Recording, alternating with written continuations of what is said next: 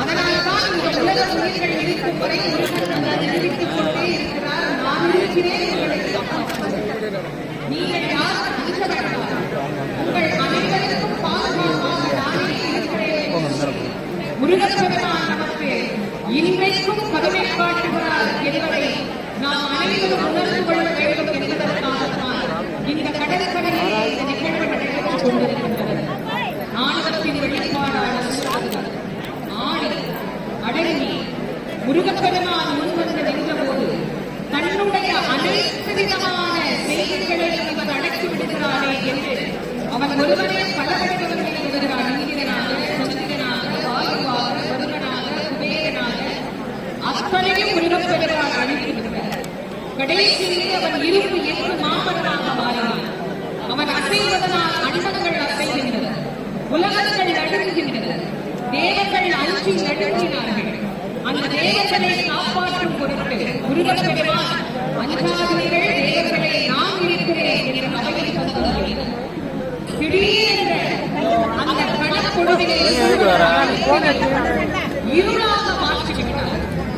அந்த இருளிலே தேவர்களை அழித்து விடலாம் என்ற எண்ணத்திலே தேவர்கள் மீது அவர் பாய்ந்த போது அப்பாவி தேவர்கள் முருகா ஓலம், முருகா ஓலம், முருகா எங்களை காப்பாற்றி அருள வேண்டும் என்று கேட்ட போது முருகப்பெருமான் அந்த இருளின் மீது ஞான ஒளி வெள்ளமாகிய வேளாளத்தை ஏறினார். அந்த வேலை சென்று மாமரத்தை இருக்கூறாக பிளந்தது. ஒன்று சேவனாகவும் ஒன்று மயிலாகவும் மாறி முருகப்பெருமானின் வாகனமாகவும் கொடியாகவும் மாறினது. அதன் வெளிப்பாட்டைத்தான் இன்றைக்கும் நாம் இந்த சூழலுக்கான நிகழ்வாக கண்டு வழிபட்டுக் கொண்டிருக்கின்றோம். எவ்வளவு பேர் இந்த ஆனந்தம் மாற்றம் படுகிறது என்பதை நாம் பார்த்துக் கொண்டுதான் இருக்கிறோம். மனித உயிர்கள் உயிர் பெற வேண்டும் என்பதுதான் நிறைவேறுகிறது. நான் பெற்ற குழந்தைகள் எல்லா குழந்தைகளும் நல்லா இருக்கணும் அப்படின்னு நினைக்கிறதுதான் ஒரு தாயின் எண்ணம். இறைவன் நமக்கு தாயானவர், இறைவன் நமக்கு தந்தையும் ஆனவர், இறைவன் நமக்கு குருவும் ஆனவர், எல்லாம் இருக்கின்ற முருகப்பெருமான் நம் அனைவரின் உள்ளத்தில் இருக்கின்ற ஆணவம், கண்மம், மாயையை அழித்து சூறாவின் அவதர்களை வீழ்த்தியது. நம்முடைய பகையையும் நீக்கி அகப்பகை, புறப்பகை என்று சொல்லக்கூடிய அனைத்து பகைகளையும் நீக்குவார். ஆர்ப்பரிக்கின்ற கடல் வெள்ளம் சிறிதென தோன்றும் அளவுக்கு மனித வெள்ளம் இங்கு வந்து நிற்கிறது என்றால் அதற்கு காரணம் முருகனிடம் பெற்ற கருணையில் அவனுக்கு காட்ட வேண்டிய நன்றியின் வெளிப்பாடு. நன்றி கொன்றவன் உயிர் பெற மாட்டான் என்பதை சொல்லும் சரித்தமே கந்த புராண சரிதமாகும்.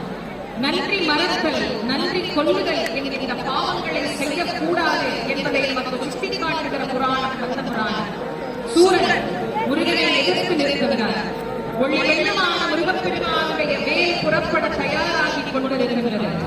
என்றைக்கும் ஞானத்தை வழங்கக்கூடிய அந்த வேல் நம் எல்லோருக்கும் எல்லா விதமான நலன்களை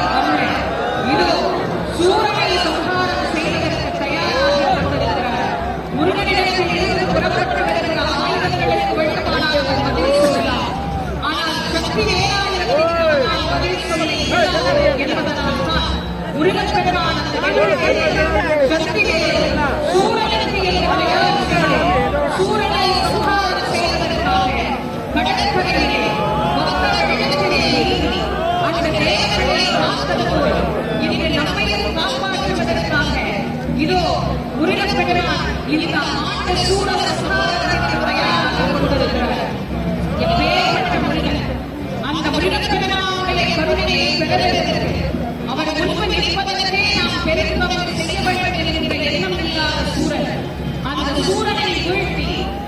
முருகப்பெருமான் நமக்கு இன்றளவும் பாடத்தை புகட்டி நாம் அவன் கடலடியை ஆணவமற்று பணித்தோம் என்றால் வாழ்க்கையில் நாம் உயர்வு பெறலாம் என்பதை நமக்கு காட்டும் செயல். இதோ முருகனிடத்திலே இருந்து அந்த வேளாண்மை புறப்படுகிறது. வெற்றிலே வெற்றிலே